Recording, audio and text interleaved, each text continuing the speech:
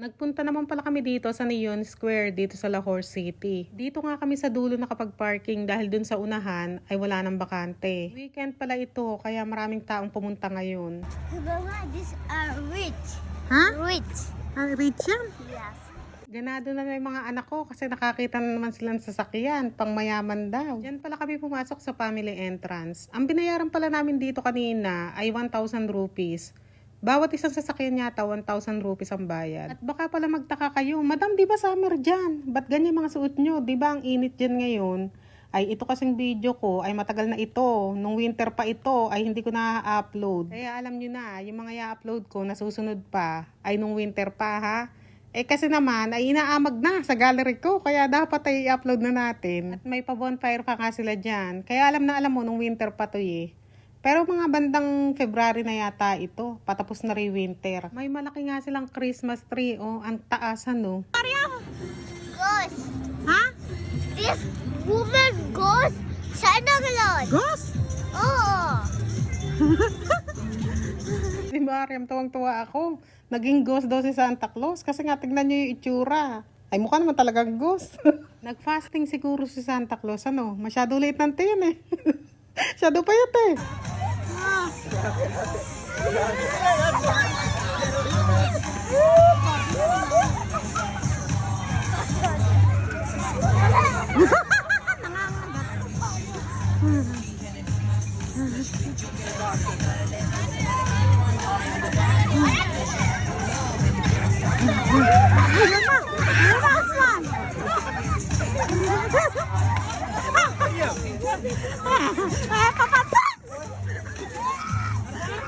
Papansin naman yung dinosaur na to.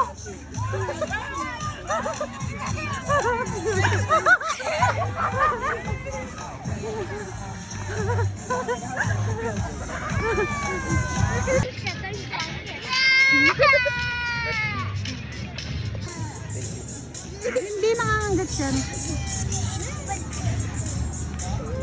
Usman, ikaw picture ka. Usman! Natakot nga si Mariam. Tinakot kasi ng chachu niya. Dito naman pala kami papasok sa Dinosaur Park. 700 rupees pala ang bayad dito bawat isa. At pinagsisihan ko nga. Pinagsisihan namin bakit kami pumasok dito. Ang mahal na entrance, diba? Tapos ganito lang makikita mo. Ayan, yung nakasabit na dinosaur na yan. Ewan ko kung natawag niya sa nakasabit na yan. Ayan na! Tukayin ka niya, Rafe! Rafe, tukayin ka niyan! Sige! Sige na, tutukayin ka niyan! Sige na, tukayin ka niyan! Hindi niya, ganun lang siya.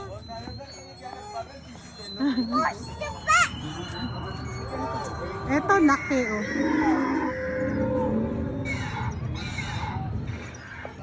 Oo. Ay, magpicture na kayo!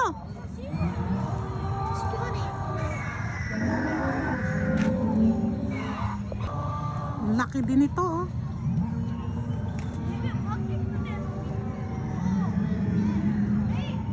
Basta puro ganyan lang makikita mo sa loob. Yung mga dinosaur na yan, mga itlog. Pero kung meron kayong budget, meron kayong extra, ay pasok kayo. Pero pag katulad namin na medyo gipit sa buhay, ay nakakahinayang kasi. Kasi diba, 700 bawat person. Para sa akin lang naman, parang hindi siya ganun ka-worth it. May pa-worth it pa siyang nalalaman.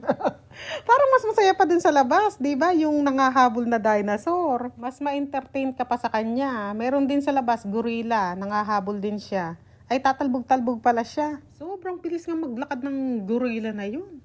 Abe, hindi namin maabutan ni Mariam. Napagod kami kakahanap ni Mariam, hindi namin matagpuan. Itong mga dinosaur naman pala na ito, may mga pangalan naman pala yan. Yung mga ano na yan, yung maliwanag na yan. May mga nakasulat dyan eh. Kung ano sila, kung ano tawag sa kanila. Andito na pala kami sa exit. O, tignan nyo, ganyan lang kabilis. Tapos ayan yung bantay niya, yung nakaupo na yan. Ang laki ng gorilla oh! Huh?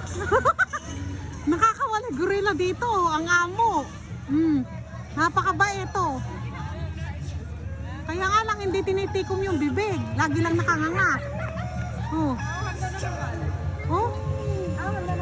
Ayan, pwede pala dito pa-picture eh.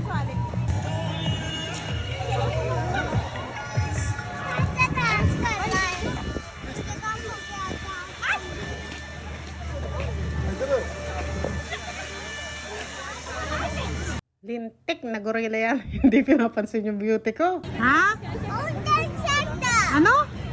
Golden Santa. Ano Holden? Scary Santa. Scary? Scary ba yan? Scary nga.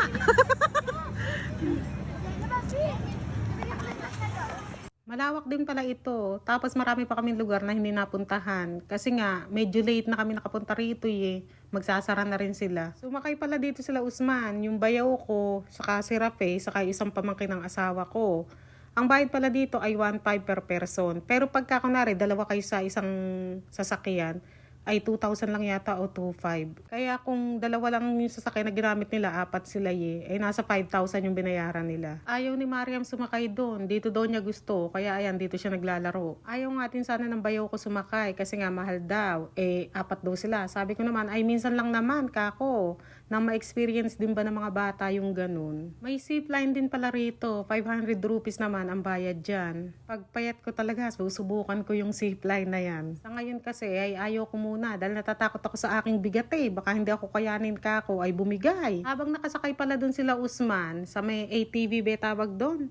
Ay dito nga si Mariam, sa talon-talon daw siya. Kaya yan, sinamahan ko rito. Kaya nga lang dahil winter ngayon ay may mga hamog-hamog, diba? Ay, yung puwit ni Mariam dyan, nagigitata talaga. Pinapaupo nga ako ng lalaki na yan. May mga upuan kasi dyan sa harap eh. Sabi ko, ay hindi na. Kasi nga, dito ako nag-iikot-ikot. Dito sa tagiliran ng talon-talon, eto pala yung daanan ng safe line. Oh. Mababa lang. Habang nakatayo ako nagbabantay kay Mariam, ay merong ganito dito. Oh. Parang swing ano.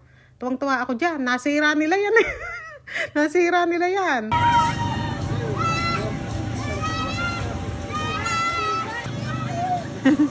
Hindi makasakay. Hindi makasakay. Mabigat yung kabila eh. Tawanan ng tawanan. Ay na, hindi maiangat yung isa. Ayan o. Enjoy na enjoy sila. Ang mga mudra ng Pakistan. Oh. Lakas tumili. Oh. Dihado yung isa, mas mataba yung isa, oh. Mas mababa yung isa, ayaw na. Sumuko na, ayaw na. Aga naman sumuko. Ay, hindi, iikot ulit. Ayan ulit, ayan na. Humihinto agad dahil mabibigat. Oh, mabibigat eh. Ayan, taas. Ayan, taas, oh. Ayan, oh. Ayan, naku, yari ka. Mabigat talaga yung isa, oh.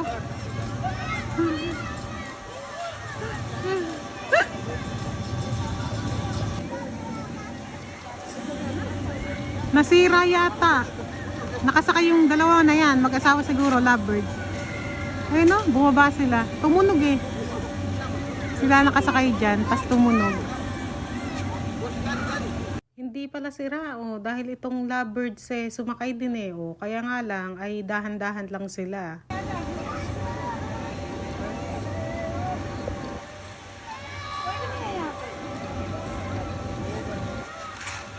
Ngayon naman pala ay maghahanap kami ng makakain dito dahil nagugutom ng mga bata. At syempre ako, o abangan nyo na lang sa part 2 ha, dahil masyadong mahaba na yung video natin. Bye!